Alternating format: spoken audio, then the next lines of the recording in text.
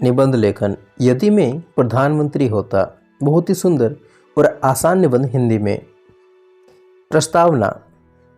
यदि मैं प्रधानमंत्री होता तो जवाहरलाल नेहरू के व्यापक दृष्टिकोण को स्वीकार करता, लाल बहादुर शास्त्री की विजय नीति पर चलता, इंदिरा जी की कूटनीति को अपनाता, मोरारजी भाई का अभ्यादान देश को देता, सर्वश्री चौधरी चरण सिंह, चंद्रशेखर, वीपी सिंह, देवगौड़ा, गुजराल के अस्तित्व से इस पद को बचाता तथा राजीव गांधी की भावना को समझकर देश के प्रति देश का कार्य सफलतापूर्वक करना।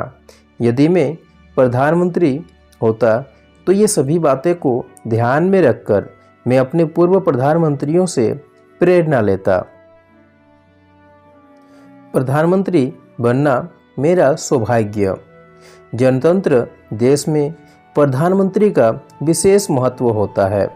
प्रधानमंत्री ही सभी मंत्रिमंडल का नेता होता है। देश का भविष्य उन पर ही निर्भर होता है। इसलिए यदि मैं अपने आप को भाग्यशाली मानता, क्योंकि देश की सेवा करने का ऐसा अवसर किसी को भाग्य से ही मिलता है। यदि मैं प्रधानमंत्री होता, आज हमारे देश में करोड़ों लोगों को पेट भरने के लिए भोजन, पहनने के लिए कपड़े और रहने के लिए घर नहीं मिलता। प्रधानमंत्री के नाते मैं सबसे पहले देश की जनता की इन प्राथमिक आवश्यकताओं की पूर्ति के लिए पूर्ण प्रयत्न करता। मैं हर संभव प्रयत्न करता जिससे देश की विकास हो। उद्योग, धंधों और खेती को मजबूत बनाना। यदि मैं प्रधानमंत्री होता तो देश को उद्योग धंधों से समृद्धि बनाता। लाल बहादुर शास्त्री के जय जवान जय किसान के नारे से देश की खेती कर और अधिक उपजाऊ बनाता, ताकि देश की रीढ़ किसान भारत को सह्य श्यामला रख सके और अन्न का भंडार भरपूर रहे। देश की कानून व्यवस्था। यदि मैं प्रधानमंत्री होता तो कानून को मजबूत करना मेरा प्रथम कर्तव्य होता।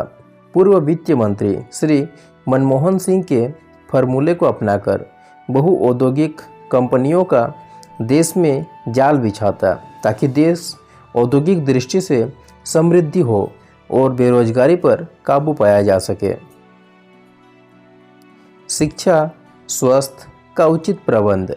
भारत का प्रत्येक नागरिक शिक्षित हो, कोई भारतीय अशिक्षित न रहे, इसकी व्यवस्था करता। स्कूल कॉलेजों की पवित्र मंदिर का रूप देता। टेक्निकल एजुकेशन शिक्षा का अनिवार्य अंग होता, इसलिए मैं टेक्निकल एजुकेशन को बढ़ावा देता। मेरा हर कार्य देश के विकास और उन्नति के लिए होता।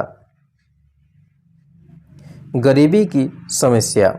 गरीबी जैसी समस्याओं को हल करने के लिए मैं छोटे मोटे उद्योगों को प्रोत्साहन देता, निरक्षरता दूर करने के उचित प्रबंध करता तथा भारतवासियों के स्वास्थ्य सुधार के लिए कड़ा कदम उठाता।